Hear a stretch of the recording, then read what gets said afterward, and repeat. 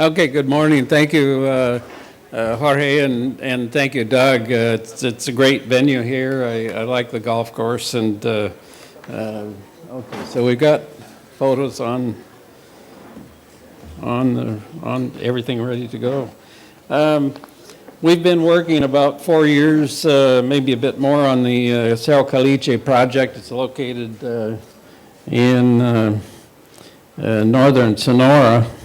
And okay, oops.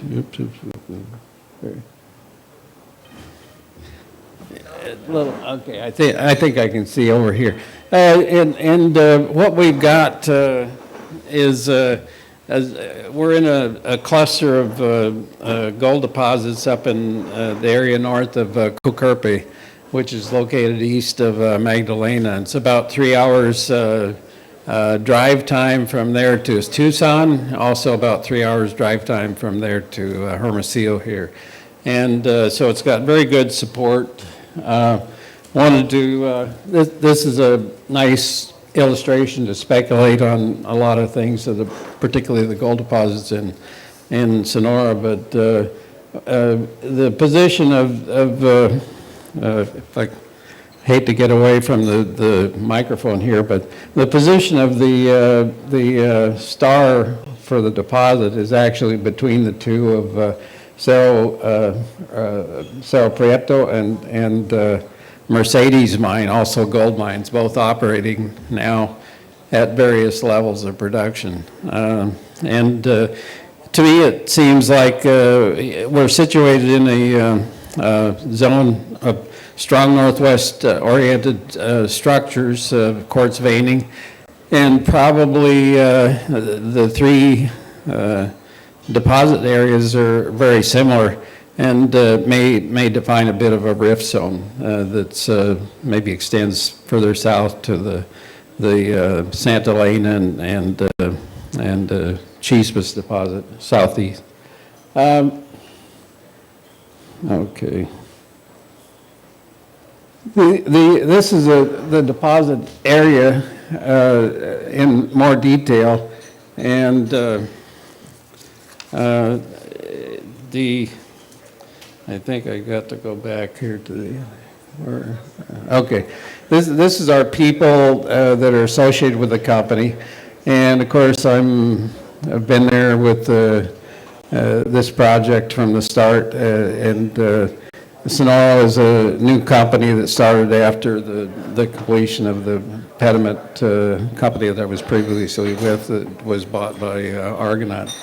Argonaut's mining one of the deposits that we had in the other company, and we hope to get this deposit to the mining stage too.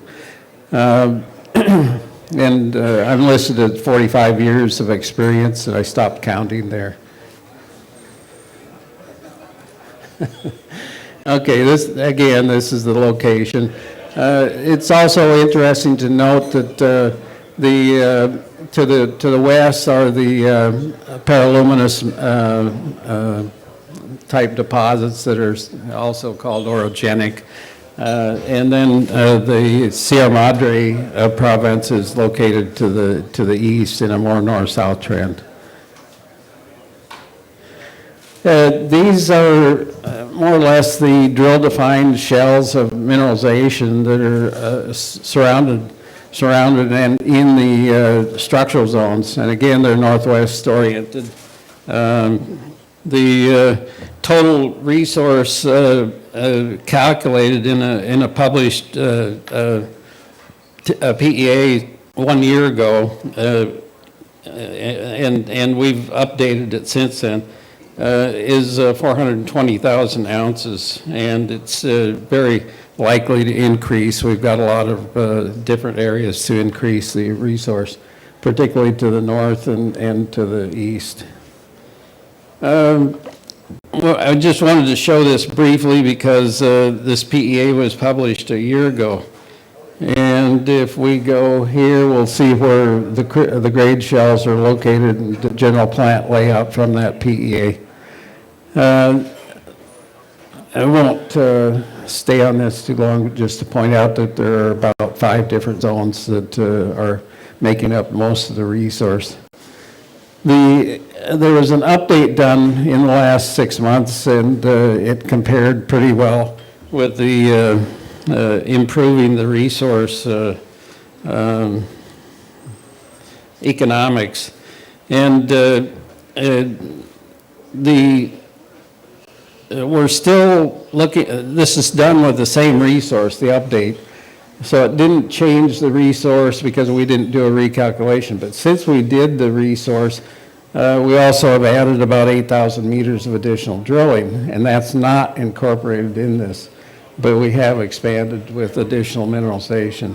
What we did was look at shorter haul distances. We changed the mining rate to a starting tons per day rate of about 8,000, then increasing to about 15,000 over a 2 or 3 year period, and a few other small changes that altered the economics pretty significantly.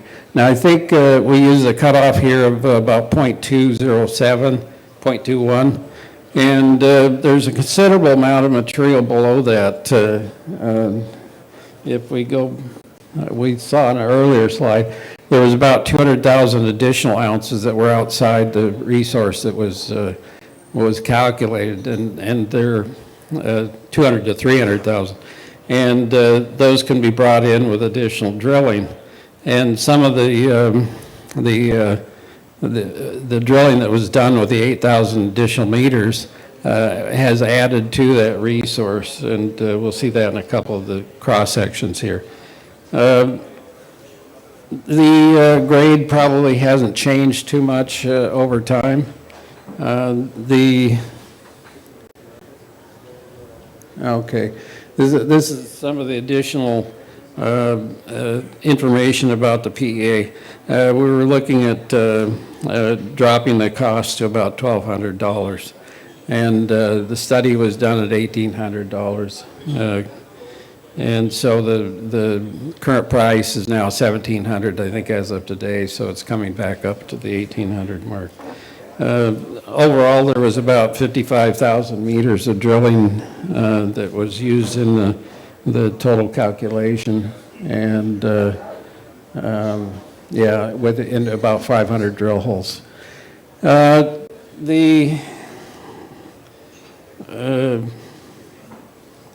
I'm going to, This is a illustration of the geology, and most of the geology consists of, it looks like two different plates of mineralization, and may actually be a lockthon that most of the mineralization is associated in. Even though the veins cross both of the different settings, the one to the southwest is more of a granodiorite with some andesite type dikes in it, a fairly mafic type of intrusive group. Lying on top of that, nearly horizontal character, and it's hard to see from, I was going to point, but you can see a nearly horizontal character to the contact of the two different units, and mineralization in the veins tends to be diminished as it crosses that area, but not always. The El Colorado area, which comes up next slide, is one where it does cross into the what called the lower plate, and this is the El Colorado. It's a really confusing looking structure set up here, and I'm going to jump ahead to the next one. This is the Cabeza Blanca vein, which is wrong. The Cabeza Blanca vein, which is in this area here, and the Guadalupe vein is the one more to the west. And they're pretty normal situation to the north. These two sections that jump between are about 500 meters apart, north-south. And the resource that was calculated by Micon developed a pit outline, which was, I can't see it very well from this angle, but it included only the Cabeza Blanca, and then our drilling, we added 5 holes to the west, and it looks like we've added more resource there, so that hasn't been calculated yet. But I show this to show it's a fairly simple character to this particular set of veins. But when we go further south, about 500 meters, it gets quite complicated in the El Colorado area.